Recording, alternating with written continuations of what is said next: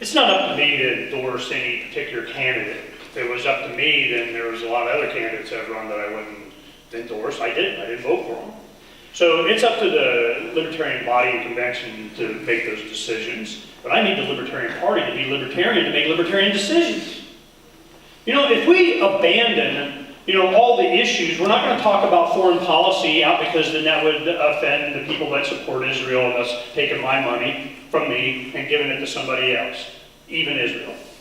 If we're not going to be talking about closing the bases overseas, our national interest, or somehow have a need to have foreign bases halfway around the world, if we're not willing to close the bases, bring the troops home, then what libertarian philosophy are we arguing for people that understand libertarian philosophy? If we're not going to be willing to go out and talk about our body is ours, and we're not going to give to some bureaucrat in Washington or at any level the ability to control what goes into my body, where's the libertarianism in that? If we're not going to ask for it, regardless of what the media says, especially because the media comes after it, what do you think they're there for? They're there as part of the propaganda machine. This is like a shock to anybody. You think the youth don't know this? Why do you think all this revolution is peer-to-peer communication, instantaneous? They'll go on CNN and will say a couple of hundred people show when they're there, they knew it was 20,000, they got it on their iPhone that was sent to the internet and their webpage within 2 hours. They know. They know. And if we're not out there telling the truth on things like 9/11, or at least just asking for the truth, on the drug war, on foreign policy, on war, we are not relevant.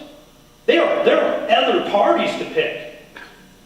We need to be clear on what libertarianism is and how we apply it to our lives, our culture. Politics is a side effect of that. You think leaders, they're leaders, these politicians are leaders, they're followers.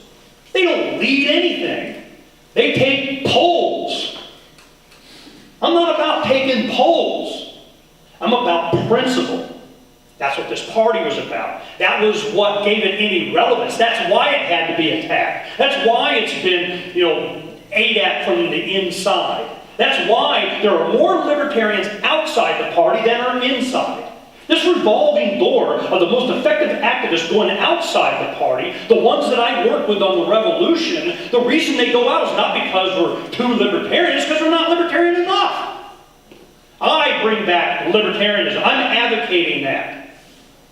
Because in St. Louis, there's going to be a clear decision made. We're going to be libertarian, or we're going to be afraid of it.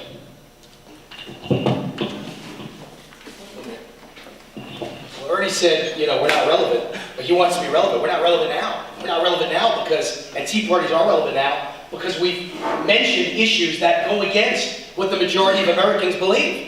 So I'm very careful to make sure I talk about the issues that everybody cares about, and I'm going to say them ad nauseum to you again. They're winning issues. Smaller government, limited government, dramatically lower spending, dramatically lower taxes. Let's find a way to end the IRS, the Department of Education, the ATF.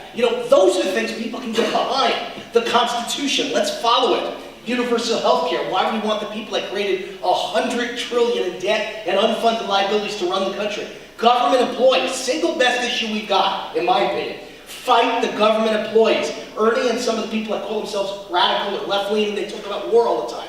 Do you know war is a tiny issue as far as the spending goes? Tiny. $1 trillion is the war. Terrible. I want to end both wars. But the issue that more Americans get excited about when I talk about it is we're going bankrupt because of the pensions and the health care and the salaries of government employees on the federal, state, and local level. And people get into that, and they want it. And they will support us as we talk more and more about that, because it's us against them. That's the war. The private sector against the public employees' unions. They're raping us, and they're going to bankrupt this country.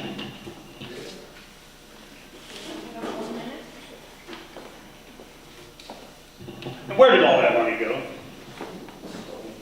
Fund all these wars. War on drugs, war on war. You know what? I'm not afraid.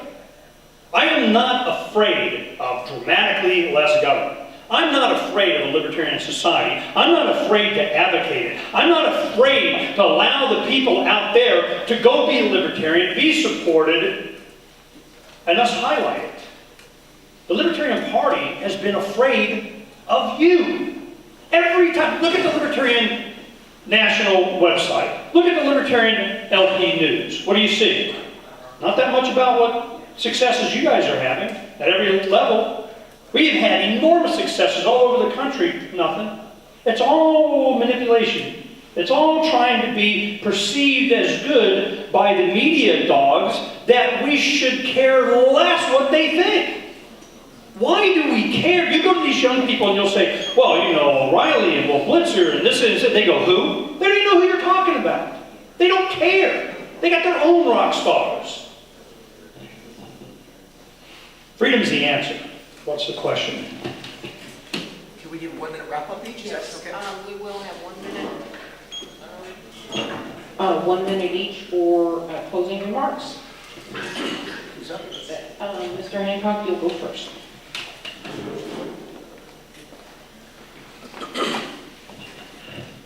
It's not just me. There are a lot of people that are very glad that this race is happening.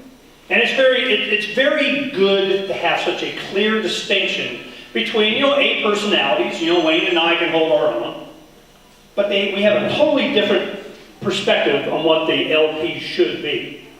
I know why it was founded. I know what has made it successful. I've been out there for 20 years doing it. My kids hate when I say this. I go, I don't think I know.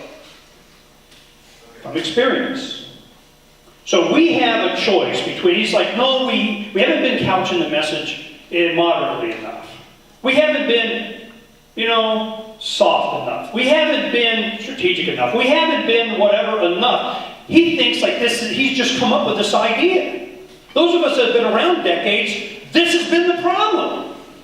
This is what we have suffered when we've had such an opportunity to change an entire nation just